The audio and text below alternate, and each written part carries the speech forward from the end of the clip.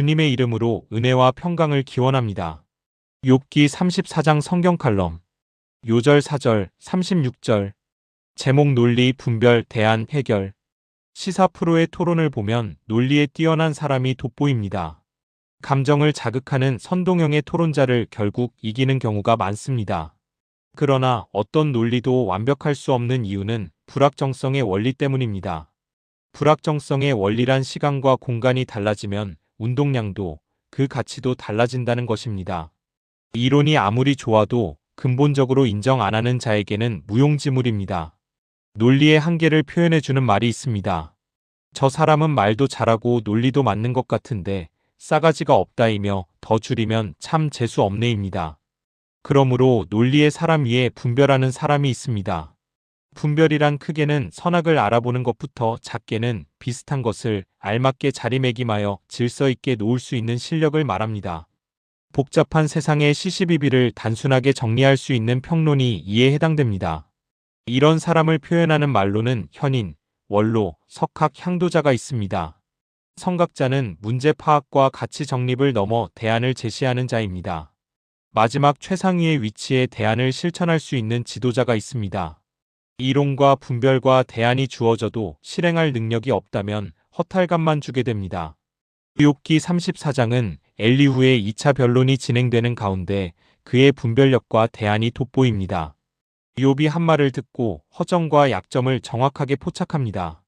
정리하고 지적하며 공격하는 날카로움은 젊은 저격수로서 손색이 없습니다. 5절부터 9절 하나님의 공의에 대한 증거와 심판에 대한 방법은 빈틈이 없어 보입니다. 10절부터 15절 하나님을 향한 인간의 순종과 헌신에 대한 태도의 강조는 귀담아 듣기에 모자람이 없습니다. 16절부터 20절 이 모든 줄거리의 짜임새로 볼 때 그는 대단한 달변가이고 문장가임이 분명합니다.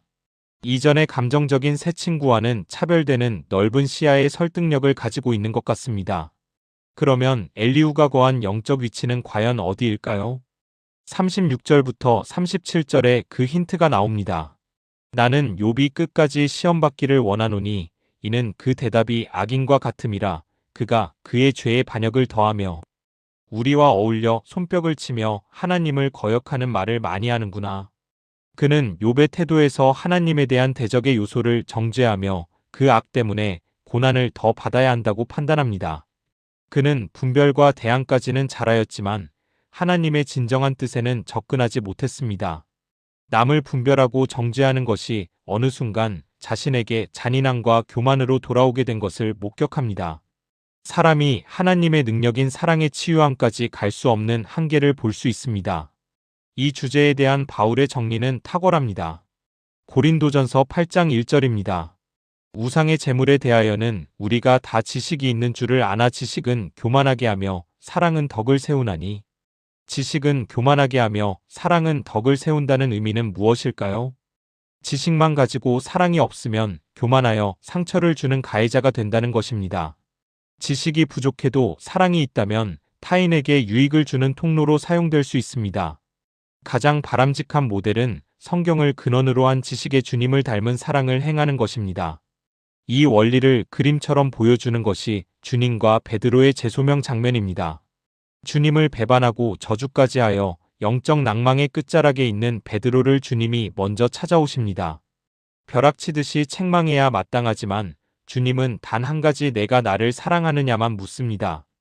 요한복음 21장 17절입니다. 세 번째 이르시되 요한의 아들 시몬아 내가 나를 사랑하느냐 하시니 주께서 세 번째 내가 나를 사랑하느냐 하심으로 베드로가 근심하여 이르되 주님 모든 것을 아시오매 내가 주님을 사랑하는 줄을 주님께서 아시나이다. 예수께서 이르시되 내 양을 먹이라.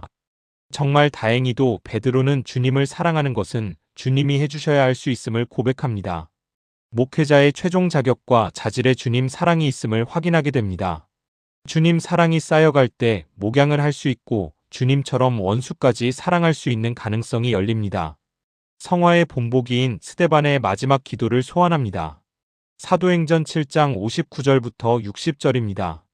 그들이 돌로 스데반을 치니 스데반이 부르짖어 이르되 주 예수여 내 영혼을 받으시옵소서 하고 무릎을 꿇고 크게 불러 이르되 주여 이 죄를 그들에게 돌리지 마옵소서 이 말을 하고 자니라. 아멘.